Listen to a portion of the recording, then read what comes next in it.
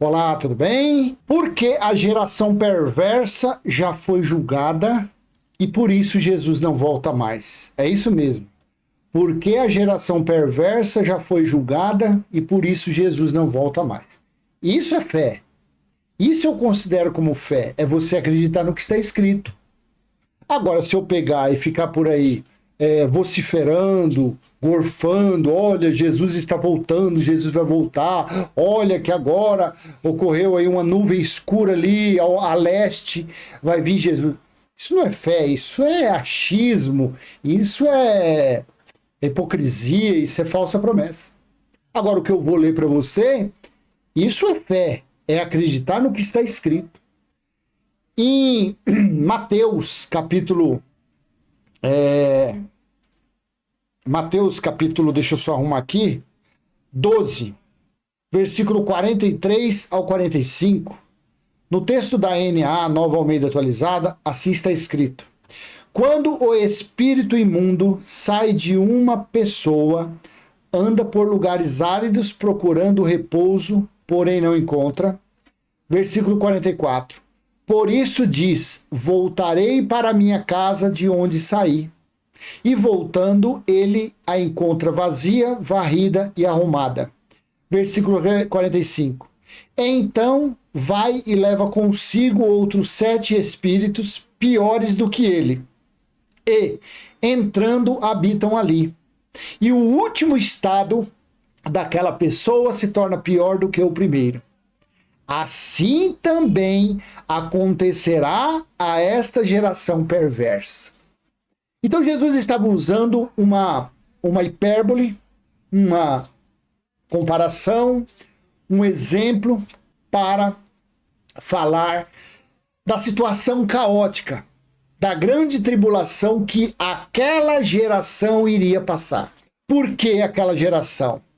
Porque Daniel 9:2, assim está escrito: no primeiro ano de seu reinado, eu, Daniel, entendi pelos livros que, de acordo com o que o Senhor havia falado ao profeta Jeremias, a desolação de Jerusalém, a destruição de Jerusalém iria durar 70 anos. Então Jesus, quando usou essa comparação, essa metáfora, dizendo a respeito de espírito imundo, porque nos dias dele haviam espíritos imundos como uma forma de maldição. Depois você consulta em Deuteronômio capítulo 28, uma maldição para os israelitas que não obedecessem às leis dadas a Moisés. Então sobre eles viriam milhares de maldições. E dentre estas existia a perturbação de espírito, ou os espíritos imundos. Espíritos imundos enviados por Deus, pela idolatria, pela desobediência, pela carnalidade, pela maldade, pela religiosidade, por tudo que os judeus fizessem contra os 613 itens, eles colheriam lepra, tumores, traições, sequestro e aí por diante. As maldições estão lá, Deuteronômio 28. E no versículo 28 diz que perturbação de espírito. E o que perturbava os espíritos era espírito imundo. Então Jesus, nos dias dele, existia isso.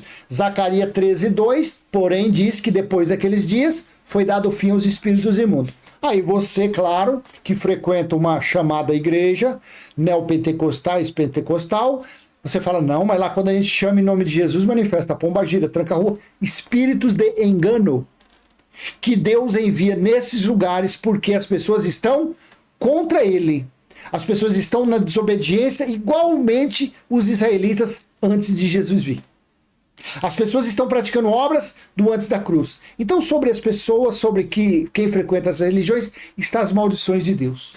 É simples assim.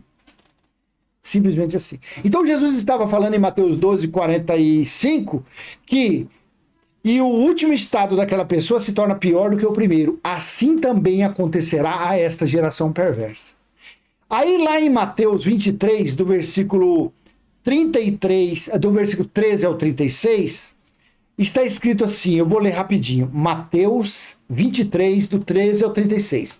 Ai de vocês, escribas e fariseus hipócritas, porque vocês fecham o reino dos céus diante das pessoas, pois vocês mesmos não entram, nem deixam entrar os que estão entrando. Ai de vocês, escribas e fariseus hipócritas, porque vocês devoram as casas das viúvas e, para justificar, fazem longas orações. Por isso vocês sofrerão juízo muito mais severo. É o que acontece dentro dessas sinagogas aí, é 1-2 horas orando. Ai de vocês, escribas e fariseus hipócritas, porque vocês percorrem o mar e a terra para fazer um prosélito, e, uma vez feito, o tornam filho do inferno 2 vezes mais que vocês. Ai de vocês, guias cegos, que dizem que alguém jurar pelo santuário, isso não tem importância. Mas se alguém jurar pelo ouro do santuário, fica obrigado pelo que jurou. Ou seja, mercenários, seus tolos e cegos, qual é mais importante, o ouro ou o santuário que santifica o ouro? E vocês dizem, se alguém jurar pelo altar, isso não tem importância. Mas se alguém jurar pela oferta que está sobre o altar, fica obrigado pelo que jurou. Ladrões, cegos, qual é mais importante, a oferta ou o altar que santifica a oferta?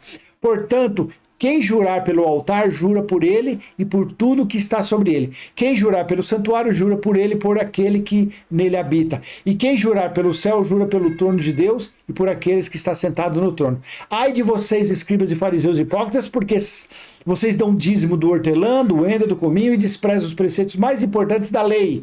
A justiça, a misericórdia, a fé, mas vocês deviam fazer estas coisas sem omitir aquelas. Guias cegos, coam um mosquito, mas engolem um camelo. Ai de vocês, escribas e fariseus hipócritas, porque vocês limpam o exterior do copo e do prato, mas estes por dentro estão cheios de roubo e de glutonaria. Fariseu cego, limpe primeiro o interior do copo, para que também o seu exterior fique limpo. Ai de vocês, escribas e fariseus hipócritas, porque vocês são semelhantes aos sepulcros pintados de branco, que, por fora, se mostram belos, mas interiormente estão cheios de ossos de mortos e de toda podridão. Assim também vocês, por fora, parecem justos aos olhos dos outros, mas por dentro são cheios de hipocrisia e maldade.